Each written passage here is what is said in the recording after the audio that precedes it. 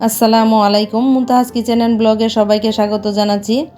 যে যেখান থেকে আজকের ভিডিওটি দেখছেন আশা করছি সকলে বেশ ভালো আছেন। আলহামদুলিল্লাহ আমিও পরিবারের সকলকে নিয়ে বেশ ভালোই আছি। তো আজকের ভিডিওটি খুব সকাল থেকে শুরু করে দিয়েছি। বাচ্চাদের স্কুলে নিয়ে যাব, সেজন্য সকালে উঠে রুটি বানিয়ে নিচ্ছি। আমি আসলে আগে থেকে রুটি পরোটা বানিয়ে ফ্রোজেন করে রাখি, যেন সকালে কোনো ঝামেলা পোহাতে না হয়। তো সেগুলো শেষ হয়ে গিয়েছে, আর গতকাল করতেও ইচ্ছে করেনি, সেজন্য আজকে সকালে কষ্ট হলেও করে নিচ্ছি। তো রুটি বানিয়ে আমি ভেজে নিচ্ছি। ছেলে যদিও পরোটা পছন্দ করে, তারপরেও আজকে বললাম যে তুমি আজকে রুটি খেয়ে নাও, পরোটা বানানোর একদম সময় নেই। রুটি বানিয়ে নিয়েছি। তো রুটি বানিয়ে দুইজনের জন্য দুইটা রুটি বানিয়ে নিলাম। একটা ছেলে খাবে আর একটা মেয়ে খাবে। তো এখন মেয়ে বলতেছে তরকারি দিয়ে খাবে, আবার ছেলে তরকারি খাবে না, ও বলতেছে আম্মু ডিম দিয়ে দাও। তো ওর জন্য আবার ডিমটা ভেজে নিচ্ছি। আর সকালবেলা বাচ্চারা এমনিতেও খেতে চায় না, কি আর করার, কিছু করার নেই। বড়দেরই খেতে ইচ্ছে করে না, আর বাচ্চা মানুষেরা তো কিছু করার নেই, তারপরও জোর করে একটু হলেও খাওয়াই দেয় আর কি।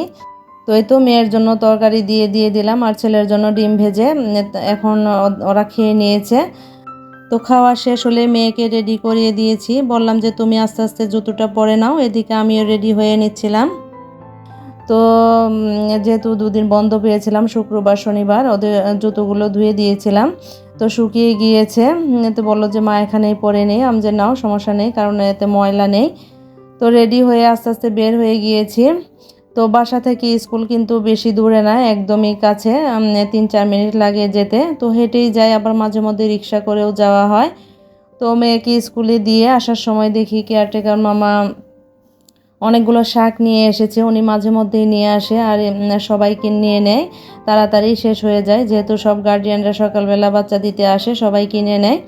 তো ওনার কাছ থেকে শাক নিয়ে নিলাম। তো শাকগুলো একদম কচি ছিল, আর এগুলো হচ্ছে মিষ্টি লাউ, লাউ শাকের পাতা আর কি। তো এগুলো নিয়ে আসলাম, ভাবলাম মেয়েকে স্কুলে দিয়ে এসেছি, এই ফাঁকে এগুলো একটু কেটে কুটে রেখে দিলে আমার রান্নার কাজটা খুব সহজ হবে। তো এই জন্যে আমি কাটতে বসে গেলাম। তো শাকগুলা কেটে নিচ্ছি। তো এই শাকগুলা আসলে কে কীভাবে খান একটু কমেন্ট করে জানাবেন আপুরা। তো আমি কখনো খাইনি, কয়েকদিন থেকে ভাবছিলাম যে মামা নিয়ে আসলে আরেকবার নিব। তো এবার নিয়েই নিলাম, দেখি রান্না করে খেয়ে দেখি কেমন লাগে। তো আমি ভাবতেছি এগুলা কি দিয়ে রান্না করলে ভালো লাগবে, চিন্তা করতেছিলাম। তো কেটে নেই, দেখি কি করা যায়, কি দিয়ে রান্না করলে ভালো লাগবে সেটা চিন্তা করে বের করব আর কি। তো শাকগুলো কেটে নিচ্ছি, আর এদিকে তো অন্যান্য কাজ আরও রয়ে গিয়েছে, সবগুলো কাজ যেহেতু একসাথে করতে পারবো না, তো শাকটা কেটে রেখে দিয়ে বাকি কাজগুলো আসলে স্কুল থেকে বাচ্চাকে নিয়ে এসে তারপরে করে নিব। তো সবগুলো শাক আমি সুন্দরভাবে কেটে নিচ্ছি। তো আমরা আসলে মিষ্টি লাউ শাকের চেয়ে আরেকটা যে লাউ আছে সেটা বেশি খাওয়া হয় আর কি। তো এই তো শাকগুলো কেটে নিলাম, আর এদিকে আমি ছোটো আলু কেটে নিয়েছি, ভাবলাম যে ছোটো আলু দিয়ে রান্না করলে ভালো লাগবে। তো সবগুলো শাক আমার লাগেনি, আমি অল্প একটু নিয়ে নিয়েছি, আর বাকিগুলো রেখে দিয়েছি। তো এই তো ছোটো ছোটো যে দেশি আলুগুলো আছে সেগুলো দিয়ে আমি রান্না করে নিব। এই তো দেখুন আমি কেটে বেছে ধুয়ে রেখে গিয়েছিলাম। তো স্কুল থেকে এসেই রান্নাটা বসিয়ে দিয়েছি, রান্নাটা হয়েও গিয়েছে, তরকারিটা নামিয়ে নিচ্ছি আমি। তো একটু করে আমি খেয়ে দেখেছি, আসলে অনেক টেস্টি, আমি আসলে আগে খাইনি। তো খেয়ে দেখলাম অনেক টেস্টি হয়েছে। তো তরকারিটি নামিয়ে আমি এদিকে একটু পটল ভাজা করে নিচ্ছি। পটল আসলে সব সময় একরকম করে খেলে কেমন জানি লাগে, ভাবলাম যে আজকে একটু অন্যরকম করে কেটে নেই, তাই এইভাবে করেই ঝুরি ঝুরি করে কেটে নিয়েছি আমি। তো সব সময় যেভাবে কেটে দুই ফালি করে কেটে ভেজে নেই, ওটা আসলে বেশি পছন্দ করে আমার ছেলে, তারপরও আজকে ভাবলাম যে এভাবে করে নেই, দেখতেও ভালো লাগে। তো আজকে পটল ভাজা করে নিলাম, আর এদিকে শাকটা রান্না করে নিয়েছি। আর বাচ্চা যেহেতু আছে ঘরে, ওদের জন্য মুরগি রান্না করতে হবে, মানে কিছু না কিছু একটা থাকতেই হবে বাচ্চাদের জন্য, শুধু সবজি দিয়ে ওরা ভাত খাবে না। তো এদিকে আমি পটলটা হয়ে গিয়েছে, নামিয়ে নিলাম। দেখুন দেখতে কিন্তু আসলে সুন্দর লাগছে, আর খেতেও ভালো লাগে। তো এদিকে আমি তরকারিটা বসিয়ে দিয়ে এসেছি, মুরগির মাংস দিয়ে এসে রুমটা গুছিয়ে নিচ্ছি। আসলে একবারে সব কাজ শেষ করে এসে যে ঘরে কাজ করব সেটা হয় না, রান্নার ফাঁকে ফাঁকে দেখা যায় আমি সব কিছু কিছু কাজ এগিয়ে নেই। দেখা গেল যে একটা রান্না বসিয়ে দিয়েছি, এসে একটা রুম ঝাড়ু দিয়েছি, আবার আরেকটা রান্না বসিয়ে দিয়ে আরেকটা রুম গুছিয়ে নিয়েছি। এভাবে করে আসলে গুছিয়ে নেই আমি, যেন কাজের ফাঁকে ফাঁকে রুম গুছানো কাজটাও শেষ হয়ে যায়। তো একটা রুম আমি গুছিয়ে নিয়েছি আগেই, আরেকটা এই তো গুছিয়ে নিচ্ছি এখন।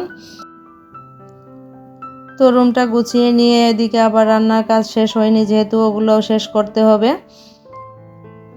তো দিনের বেলা জানলা খোলা থাকলে একটু আলো বাতাস বেশি আসে, তো একটু পর্দাগুলো লাগানো ছিল, আলো একটু কমই এসেছে আর রোদ আসতেছিল বাইরে থেকে, সেজন্য আমি পর্দাগুলো একটু লাগিয়ে দিয়েছি। এই তো খুব সুন্দরভাবে রুমটা আমি গুছিয়ে নিলাম। এখন দেখি রান্নার বাকি কাজগুলো শেষ করে নিব। তো এই তো রুমটা গুছিয়ে আবার রান্নার কাজে চলে আসলাম। এদিকে মাংস রান্না করার জন্য মশলাটা কষিয়ে দিয়ে আমি ঘরের কাজ করতে গিয়েছিলাম। তো এসে দেখি আসলে কষানো হয়ে গিয়েছে মশলাটা। এখন আমি মাংস আর আলু দিয়ে দিলাম। আমি আজকে দেশি আলু দিয়ে একটু পাতলা করে ঝোল রান্না করব। তো এটা কিন্তু আসলে দেশি মুরগি দিয়ে রান্না করলে ভালোই লাগে। তো এইভাবে করে আমি রান্না করি, মাঝে মধ্যে ভুনা করে নেই, আবার মাঝে মধ্যে পাতলা ঝোলও করে নেই।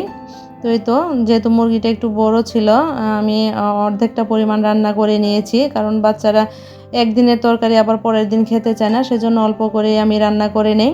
তো রান্নার কাজ সব কমপ্লিট, আমি গোসল করতে যাব সেই মুহূর্তে আপনাদের ভাইয়া আবারও বাজার নিয়ে চলে এসেছে দুপুরে। তো ভালো দেখে মাছ পেয়েছে, মাছ নিয়ে এসেছে, আর একটা দেশি মুরগি পেয়েছে, মুরগিটাও নিয়ে এসেছে। তো ভাবলাম এগুলো আর এমনি ফ্রিজে না রেখে সুন্দর করে কেটে বেছে ধুয়ে তারপরে রেখে দেই, আমার কাজটাও এগিয়ে যাবে। তো মাছগুলো আমি পাবদা মাছগুলো আমি কেটে নিলাম, নিয়ে ভালোভাবে ধুয়ে পরিষ্কার করে নিয়েছি।